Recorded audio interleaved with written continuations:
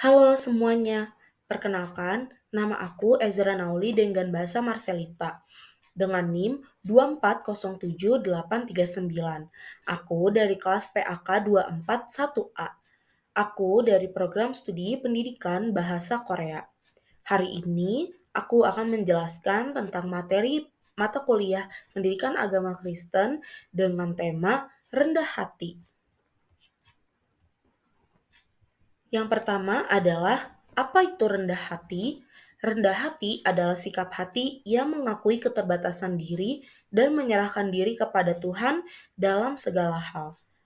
Sebagai pengikut Kristus, rendah hati merupakan salah satu karakteristik yang harus kita miliki. Selanjutnya, pengertian rendah hati yang lain juga adalah rendah hati adalah sikap hati yang mengakui keterbatasan diri dan menyerahkan diri kepada Tuhan dalam segala hal. Karena sebagai pengikut Kristus, rendah hati merupakan salah satu karakteristik yang harus kita miliki. Rendah hati juga bukan berarti merendahkan diri atau memiliki rasa rendah diri, tetapi lebih kepada memiliki sikap pengakuan bahwa segala yang kita miliki adalah anugerah dari Tuhan. Maksudnya rasa rendah diri itu adalah kita uh, merasa bahwa diri kita ini kurang mampu. Itu bukan termasuk dari rendah diri ya teman-teman. Lalu ada juga rendah hati adalah sikap yang menempatkan orang lain lebih tinggi daripada diri kita sendiri dan mengakui bahwa kita tidak dapat melakukan segala sesuatu tanpa pertolongan Tuhan. Rendah hati juga berarti tidak sombong, tidak memandang diri lebih tinggi daripada orang lain, dan siap untuk belajar dari orang lain. Orang yang rendah hati juga siap untuk menerima koreksi dan menghormati orang lain tanpa mencari pengakuan atau pujian. Jadi, kalau misalnya ada seseorang yang memberikan kita suatu teguran, kita harus berusaha untuk menerima teguran tersebut dan berusaha untuk mengubah diri kita menjadi lebih baik lagi.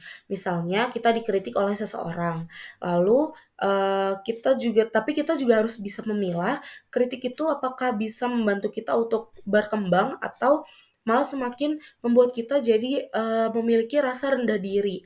Karena seharusnya kritik yang baik adalah kritik yang bisa membantu kita untuk mengimprove atau membuat diri kita menjadi lebih baik. Dan dengan kritikan yang kita ambil, yang kita terima, dengan kita pilah-pilah lagi, kita bisa membuat diri kita ini menjadi lebih berkembang lagi, lebih menjadi pribadi yang lebih baik untuk diri sendiri, orang lain, dan juga Tuhan.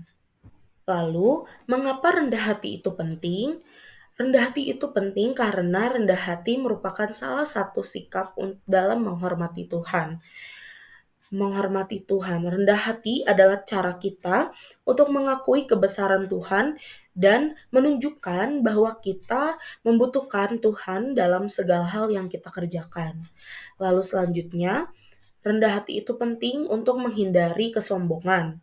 Kesombongan adalah musuh dari hubungan yang sehat dengan Tuhan dan juga sesama. Karena kalau misalnya di kehidupan nyata pun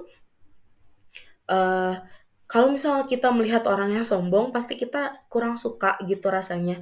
Jadi, kita tuh harus tetap selalu rendah hati, karena dengan rendah hati kita bisa menghindari perilaku yang mengedepankan diri kita sendiri. Lalu selanjutnya ada rendah hati itu juga penting karena kita mendapatkan kasih karunia daripada Tuhan. Tuh, karena Tuhan memberkati orang yang rendah hati dan memberi mereka hikmat dan kasih-Nya. Lalu, ayat Alkitab mana sih yang menceritakan atau memberitahu kepada kita mengenai rendah hati? Yang paling pertama itu ada dari Filipi 2 ayat 3 dengan isi, dengan tidak mencari kepentingan sendiri atau puji-pujian yang sia-sia. Sebaliknya, hendaklah dengan rendah hati yang seorang menganggap yang lain lebih utama daripada dirinya sendiri. Lalu selanjutnya ada dari Matius 23 ayat 12 yang berisi, dan barang siapa meninggikan diri, ia akan direndahkan, dan barang siapa merendahkan diri, ia akan ditinggikan. Selanjutnya ada dari Amsal 22 ayat 4 yang berisi, ganjaran kerendahan hati dan takut akan Tuhan adalah kekayaan, kehormatan, dan kehidupan. Masing-masing dari ayat-ayat ini menuntun kita untuk selalu rendah hati, selalu mengingat Tuhan bahwa dengan rendah hati suatu saat pasti Tuhan akan memberikan kita lebih dari apa yang kita perbuat.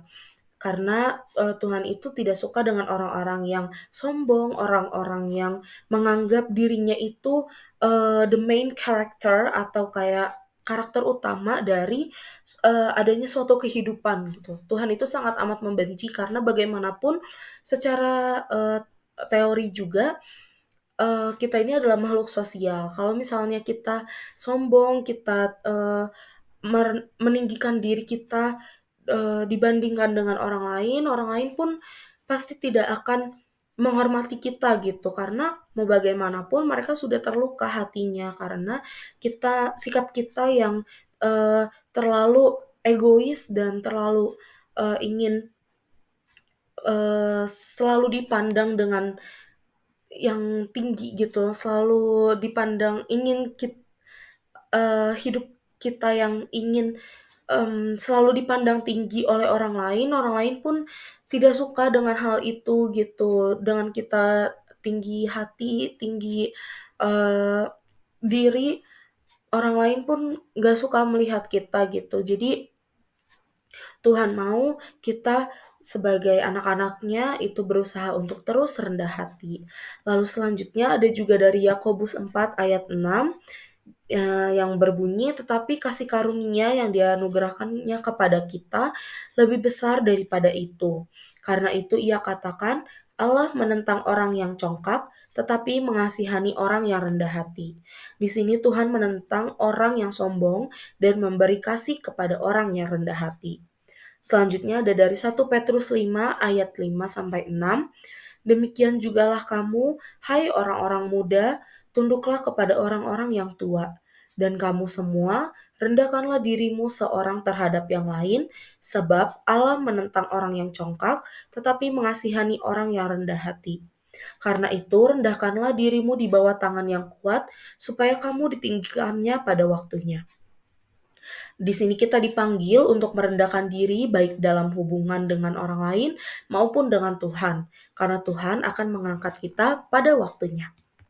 Selanjutnya, bagaimana menerapkan rendah hati dalam kehidupan sehari-hari?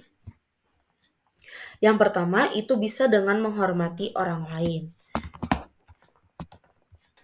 Dengan selalu menghargai orang lain, baik di tempat kerja, di kampus, di sekolah, di gereja, maupun dalam keluarga. Lalu selanjutnya ada mengakui kelemahan dan keterbatasan diri. Tidak ada orang yang sempurna. Kita juga perlu belajar mengakui kekurangan kita dan membuka hati untuk belajar dari orang lain. Yaitu tadi dengan cara menerima kritikan dari orang lain. Selanjutnya tidak mencari pujian, karena jangan melakukan sesuatu hanya untuk mendapatkan pengakuan. Biarkan Tuhan yang memberi ganjaran, dan yang selanjutnya ada bersikap empati, lalu berdoa untuk kerendahan hati. Sekian materi yang bisa saya sampaikan, kurang lebihnya mohon maaf. Terima kasih, Tuhan Yesus memberkati. Shalom.